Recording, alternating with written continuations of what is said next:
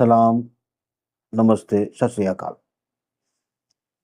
आज अंतर्राष्ट्रीय इशू पर जो हम रोज ही बात करते हैं, आज मुद्दा है इसमें मोहम्मद बिन सलमान, रजब तैयब अर्दोगान, व्लादिमीर पुतिन और भारत का भी एक चैप्टर है जिस पर हम डिस्कस करेंगे। मगर सबसे पहले हम चलते हैं गाज़ा। गाज़ा में जो एक समझौता अमेरिका की तरफ से रखा जा रहा है, जो पेश किया जाने वाला है, जिस पर ये बातचीत चल रही है, जिस पर हमास को बनाने की कोशिश की जा रही है, अमेरिका और इजरायली आउटलेट्स और उनके अखबारों का कहना है कि 90% तक जो है इस पर कामयाबी हासिल कर ली गई है, यानी समझौते के नज़दीक पहुंच रहे हैं और ये बंधक मुक्ति और युद्ध विराम समझौता हो सकता है।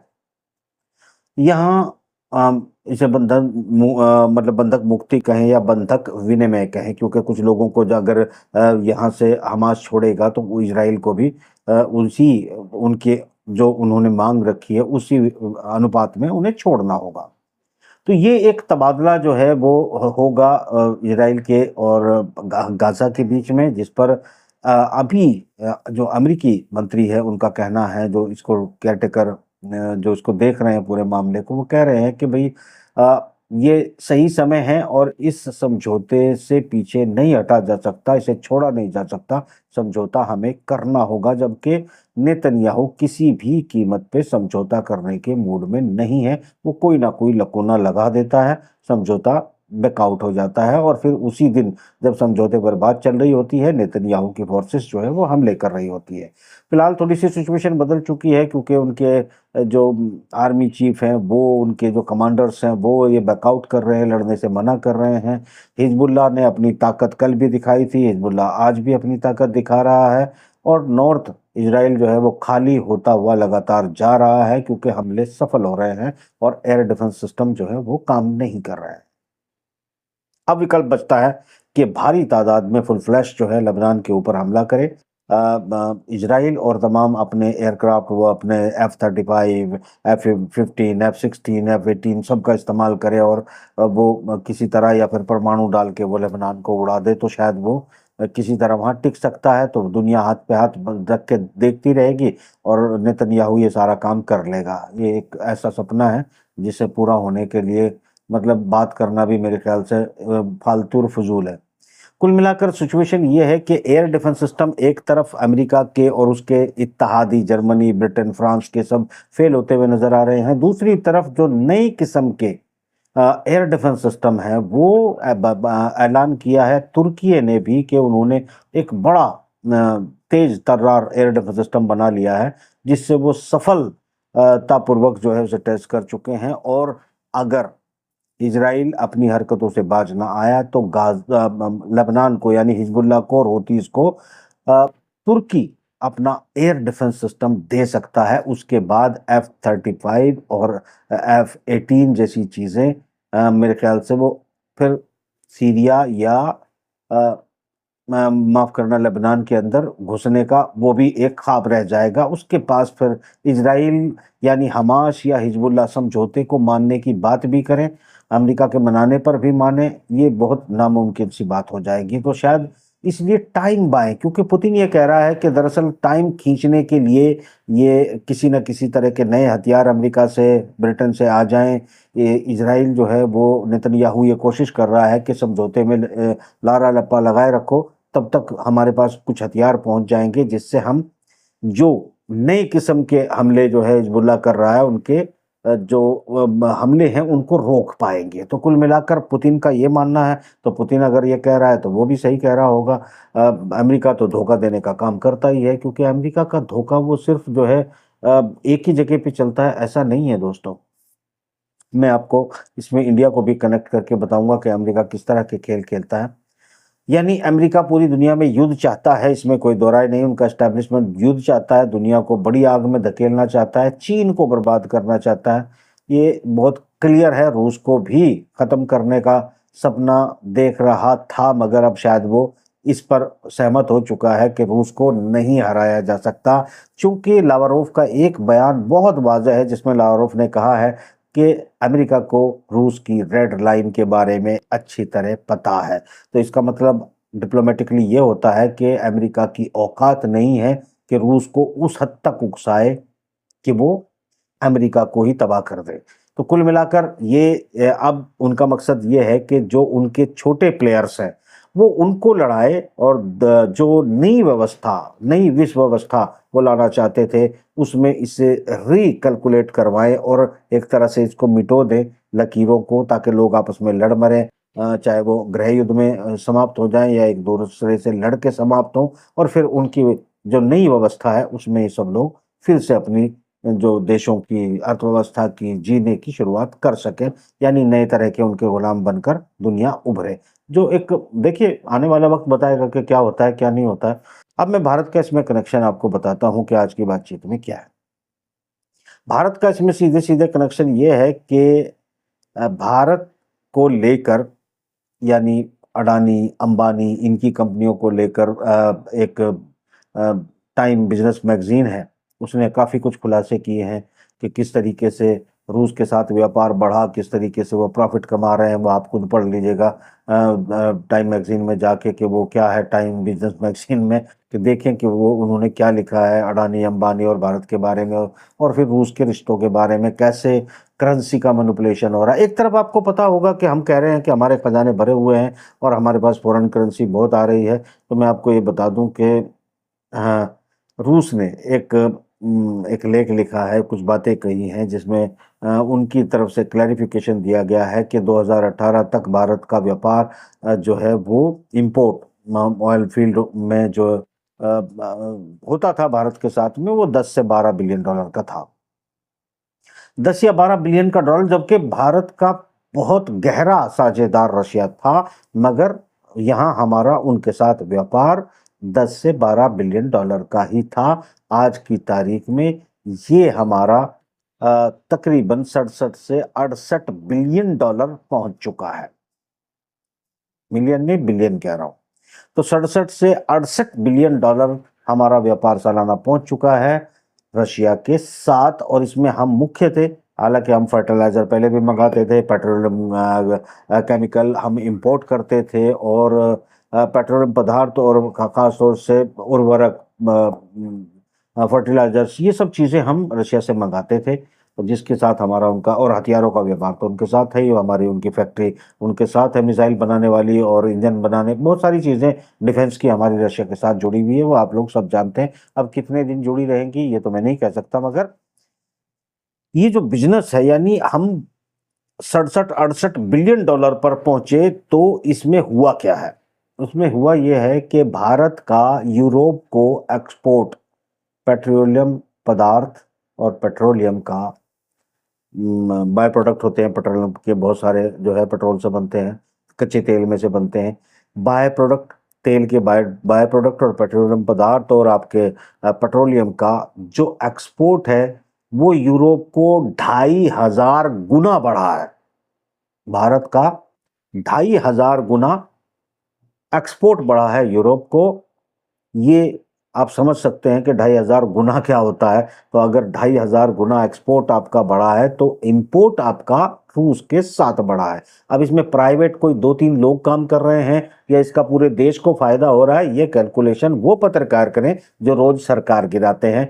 सरकार गिराने की कहानी बकवास है कोरी। कोई सरकार नहीं गिर रही है, कोई नीतीश कहीं नहीं भाग रहा है, कोई चंद्रबाबू नायडू कहीं नहीं भाग रहा है। वजह बताता हूं आपको, पहले ये भी बताता चलूं फिर मुख्य मुद्दे पे आ जाता हूं। दोस्तों, आपको पता होगा कि जैसे ही सरकार का गठन होने वाला था, गठन उसी दौरान चंद्रबाबू नायडू के साथ मीटिंग करने वाले जो है वो राजदूत थे। कौन? अमेरिका के डिप्लोमेट्स हैं, उनके सेक्रेटरीज हैं जो इस तरह की लॉबिंग अक्सर करते हैं। उनके फोटो आपको मिल जाएंगे, मौका मिला तो मैं भी आपको जरूर दिखाऊंगा। उन्होंने मुलाकात की नीतीश कुमार के साथ भी, अमेरिकन कॉन्सुलेट और अमेरिकन एम्बेसी के लोगों ने मुलाकात की। उसके अलावा जो है फिर नीतीश कुमार, ये अपने जिन्होंने केसी त्यागी साहब ने इस्तीफा दिया है, इनके साथ भी एक मुलाकात के फोटो तस्वीरें मौजूद है अमेरिकन लोगों की। तो कुल मिला के ये एक तरफ है, उसके अलावा राहुल गांधी को आप जानते हैं कि उनको अमेरिका बुलाया गया है, ये खबर आपको चल रही होगी, शायद उसको कमला हैरिस ने बुलाया है या फिर लोग कहेंगे किसी और ने बुलाया है। मतलब ये एक जो कुल मिलाकर आप समझ सकते हैं, एक तरफ विश्व गुरु, विश्व पावर, सुपर पावर जैसी बात करते हैं, एक तरफ हमारे यहाँ जब राज्य की सरकारें भी बनती हैं तो ये राज्यों की सरकारें जब गठन हो रहा होता है तो उस वक्त अमेरिकी लोग क्या कर रहे होते हैं हमारे उन लोगों के साथ जो मुख्यमंत्री या मुख्यमंत्री के की पर्सन होते हैं उन लोगों के साथ। ये एविडेंस के साथ है, इसमें कोई लुका छुपा नहीं है। जाइए गूगल पे सर्च कर लीजिए, सबके साथ आपको वीडियो तस्वीरें मिल जाएंगी। अगर ऐसा है तो मतलब क्या है, सरकार पर एक प्रेशर बिल्ड करने का काम किया जाता है और उसमें ये सब लोग जो हैं तय कर लेते हैं कि कौन किसको समर्थन देगा, उनका इंटरफेयर होता है, इन्वॉल्वमेंट होता है। कोई कहता है नहीं होता है, ये फिजूल की बात है। स्टालिन भी अभी अमेरिका होके आया, वहाँ के लिए इस जो है लेके आया है कुछ इन्वेस्टमेंट।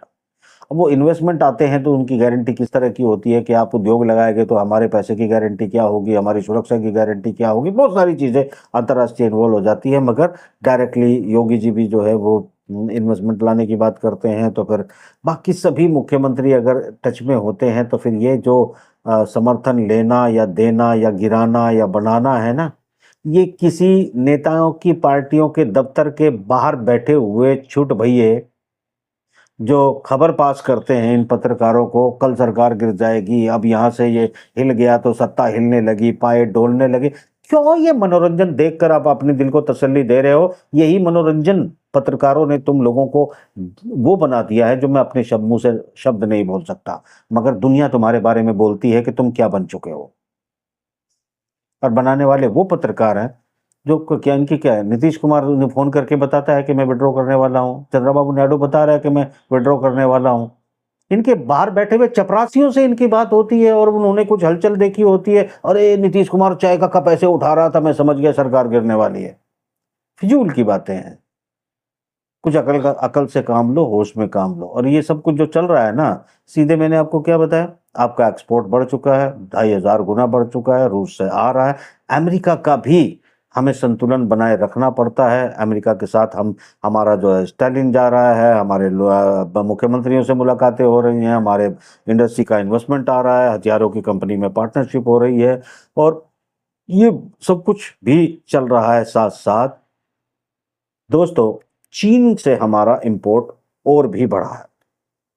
इस पर भी मैं आपको थोड़ा सा वाकया बता देता हूँ। जब हमारा चीन से इंपोर्ट बढ़ता है तो ये मत समझिएगा कि भारत सरकार ही चाहती है कि हमारा इंपोर्ट उनके साथ बढ़े, ट्रेड डेफिसिट उनके साथ बढ़े। ये ज़रूरी नहीं है। भारत में विदेशी कंपनियां जो अपनी मर्जी से आज़ाद हैं एक नियम के तहत कि वो अपना माल कहीं से बनवाएं, कहीं से मंगवाएं और कहीं पर वह बेचें। तो दोस्तों, यहाँ एक बात आप क्लियर कर लें कि अ, मतलब जो विदेशी कंपनियां लगी हैं वो सस्ती लेबर, सस्ता माल जो है सस्ती कॉस्ट पे चाइना से लाएंगे, आपको बेचेंगे। आप क्या कर पाएंगे? कुछ नहीं कर पाएंगे। तो सूरत हाल जो है वो अलग है। खैर, इस पर हम बहुत ज़्यादा डिटेल में नहीं जाएंगे, प्रोग्राम लंबा हो जाएगा, क्योंकि इसका एक ही पक्ष नहीं होता है, इसके कई पक्ष होते हैं।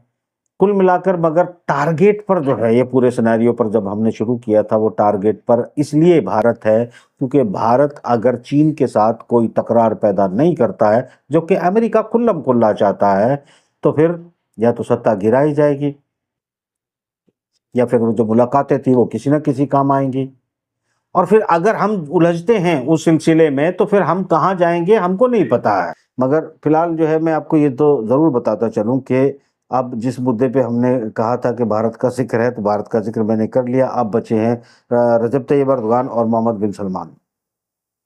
पुतिन ने आज थैंक्स कहा है Mohammed bin Salman, crown prince of Saudi Arab को, कि अमेरिका के साथ जो हमारा तबादला हुआ था, जिसमें रशिया ने जो बंदी थे, जासूस थे, कुछ बंदी थे, कुछ सिविलियंस थे, जिनको छोड़ा अमेरिका के, और अमेरिका ने बहुत कीमती लोगों को, जो उनकी एजेंसी के लोग थे, जो उनके जासूस थे, उनके बहुत काबिल लोग थे, उनको छोड़ा अमेरिका ने। इसमें जगह का प्रोवाइड की तुर्की ने, जहां पर जहाज़ के अंदर अदला बदली हुई, और मोहम्मद बिन सलमान ने इसमें बड़ा किरदार अदा किया। ये बात मैं आपको इसलिए बता रहा हूँ कि रजब तैयब अर्दोगान, ईरान या फिर crown Prince Mohammad bin Salman, ये सभी लोग जो है एक तरह से रूस के साथ, व्लादिमीर पुतिन के साथ अपनी गठजोड़ बनाकर काम कर रहे हैं। अमेरिका को धीरे धीरे जो है वो किनारे लगा रहे हैं।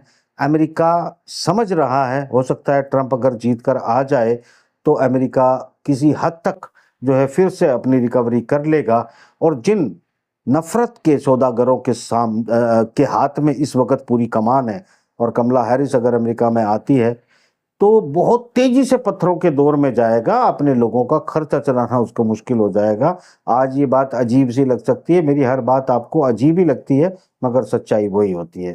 तो दोस्तों, इजराइल अमन की तरफ अभी जाएगा मुश्किल है, क्योंकि अमेरिका नहीं चाहता कि ऐसा हो। ट्रंप के आने के बाद ही कोई ना कोई मामला होगा। एक टाइम बाइंग समझौता हो सकता है, एक फेज चले, दो फेज चले, फिर तीसरे फेज में झड़प शुरू हो जाएगी, क्योंकि बेन-गवीर और उसके नफरत वाले लोग पहुंचकर कल भी घुस गए थे जाकर मस्जिद अक्सा में, जहां वो उन्होंने तलमूद की तिलावत की, तलमूद पढ़ी, अपने मंत्र पढ़े, लोटे लोटे घूमे। उनका उनका पूरा बिलीव है कि बस यही समय है जब पूरी दुनिया उनके कदमों में होगी, पूरी दुनिया में उनका राज कायम हो जाएगा। धर्म के नाम पर अपने आप को मूर्ख बना चुके हैं ये लोग, और उन बातों पर जो झूठी है, जिनमें कोई सच्चाई नहीं है, उस पर इतना भरोसा करके बैठे हैं। लोटे लोटे घूमे मस्जिद अक्सा में, हैकल सुलेमानी यही था और अब हम बनाएंगे। बेन-गवीर उनका लीडर है, और बाकी एक जो ऑर्थोडॉक्स अपने आप को कहते हैं, अल्ट्रा ऑर्थोडॉक्स यहूदी अपने आप को कहते हैं, ये लोग वहां पर पहुंचे। और ये लोगों का इल्जाम भी बड़ा क्लियर आ रहा है कि जब नेतन्याहू के साथ यही लोग खड़े हुए हैं कि युद्ध बंद नहीं करना, बिल्कुल तैयार है, बस मसीहा आने वाला है, पूरी दुनिया हमारी गुलाम बनने वाली है। मुझे लगता है दोस्तों, ये इतने पिटने वाले हैं कि दुनिया में इनको छुपने की जगह नहीं मिलेगी।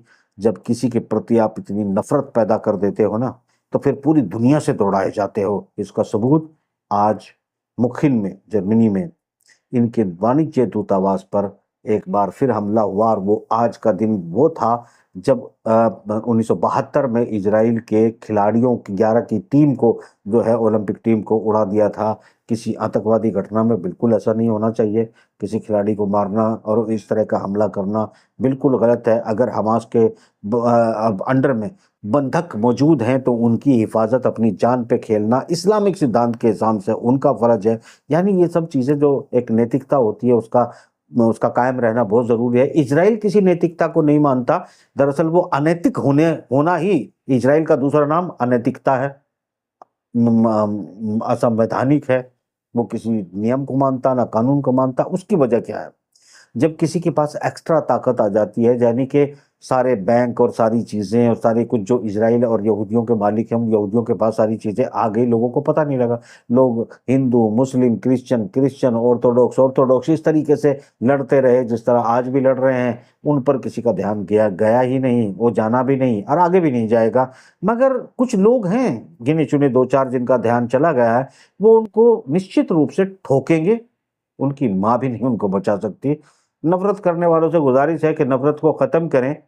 अंजाम अच्छा नहीं होता, जो करेगा उसका होगा नहीं अच्छा। सपना पाल सकते हो, उससे ज्यादा कुछ भी नहीं। इजाजत दें, खुदा हाफिज।